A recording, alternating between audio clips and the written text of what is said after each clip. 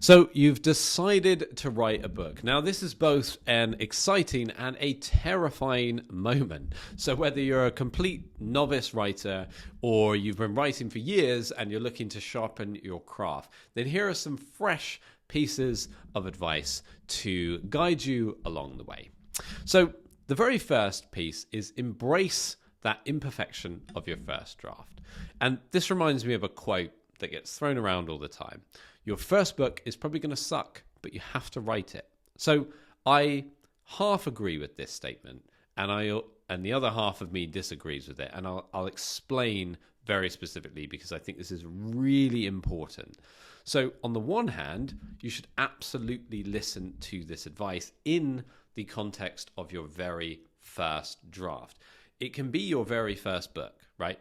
It doesn't mean that your very first book is going to suck. I think this notion that you got to write 10 books before you write a good book is just rubbish, right? Because you'll write a first draft, you'll edit it, you'll rewrite it, right? You'll write some more, you'll edit it. Really, by the time you get to the end of that book, of that editing process, of writing that draft, you'll have written the book about 10 times, is the honest truth. So that quote, yes, it applies to that very first draft, but no, that is terrible advice when it comes to the fact that, you're just going to have to publish 10 books, and the first one's definitely going to be rubbish. Second one might be better.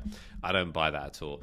We've worked with so many people whose very first book has been an absolute bestseller fresh out the box. So, heed that advice very carefully. Next up is about finding originality in your perspective. I'm going to start most of these with a quote, actually.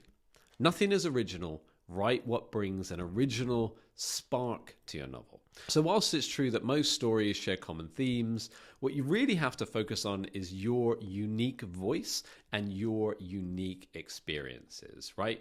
So everybody is, of course, different. So you could have two people write the exact same story or same plot, if you like, but the way they'll go about it will be completely different, just down to their natural writing style, right? So I actually think you should double down on your natural style. And another piece of advice on this, right, is to keep a journal of your thoughts, experiences, and use those to kind of infuse these fresh narratives and angles. Third piece of advice here is no one cares as much about your magnus opus as you do. What is meant here is that write your story because you have a great story to tell, because it's going to help people, because you have a passion, for what it is that you're writing about, and really spend the time reflecting on what you want to write about. So let your motivations drive the work. We see so many authors that are actually blocked by a fear of, what are people going to think? Am I writing the right thing? What's going to be the feedback? The writers that just power through are the ones that say, I've got this story to tell. I have a message I want to share with the world, and those are always the books that, perform the best. And I'm going to go one step further here. So authors that come to us and say, I want to be a successful writer and I want my book to be a bestseller, rarely actually achieve that. The authors that come to us and say, I've written this book because I have this story, I have this unique insight, I want to help, these type of people because I've been through this and I can help those people, and commercial book success would be great if I become a bestseller, amazing, but actually I don't care about that. I just want to share this and I want to help that person. Someone like me 5 years ago, 10 years ago, those are always the books that just do so well because they're written from genuine passion.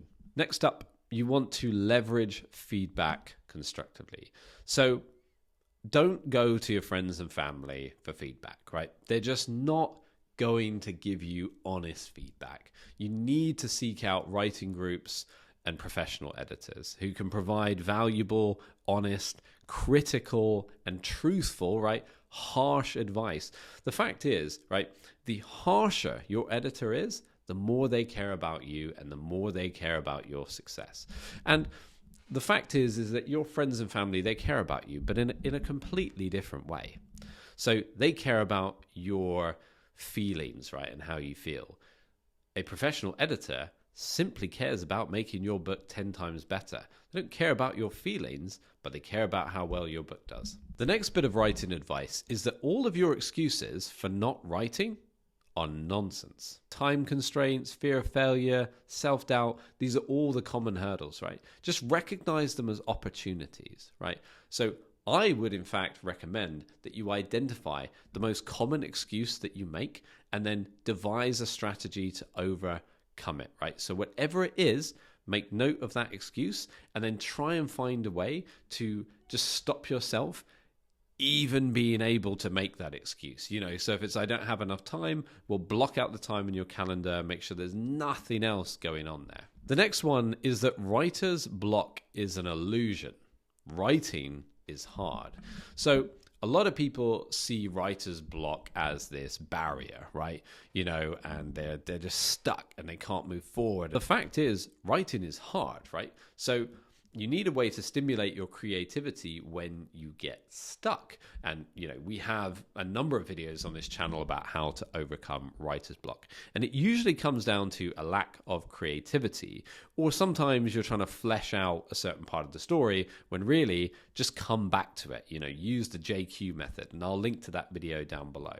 So the next one is brainstorming endlessly about your book is not writing. So planning has its place, no question about it, right? And an outline is great, right? Whether it's nonfiction, fiction.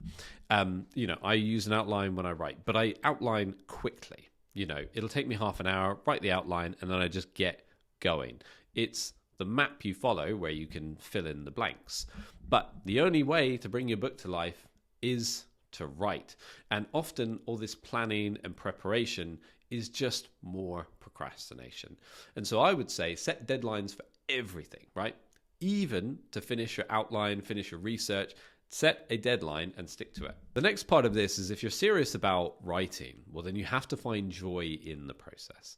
Writing is largely solitary. You have to be in writing for the right reasons. If this is truly your passion, then you really have to embrace the solitude that comes with it and celebrate the small victories. You completed a chapter, you finished a difficult scene. You need these things to keep your enthusiasm alive. The more you enjoy the process, well, guess what? The faster you'll write your book. Another big issue I see is that people set unrealistic expectations in two ways. It's either that, my book is going to become a bestseller, or it's that I'm going to write this book in 2 months, 3 months, 4 months, whatever it is. So, and I'm going to write 1,000, 2,000 words a day. You have to set realistic goals, whether that's writing just 250 words a day. It's going to feel so much better if you are on a winning streak, and you're hitting your writing goals, even if they're small goals. That's going to feel so much better than a losing streak where I didn't write enough again, and didn't write enough again. Think carefully about the goals you set. The next one is that writing is creative, so you need to protect that creative energy. Remember that your journey is unique. Someone else's success doesn't limit your potential. I would also say just limit time on social media, because what you'll find, especially on Twitter or X or whatever it'll be called next, or Instagram, you get people bragging, right? So you get authors on there and they're bragging and they're saying, I hit my target, just finished first half of my book, finished my draft in 2 days, whatever it is. So that's just not going to help, right? So just don't engage with that. Most of that is nonsense. If you enjoyed this video with harsh writing advice, make sure to check out the video on screen now where we help you overcome writer's block using the JQ method.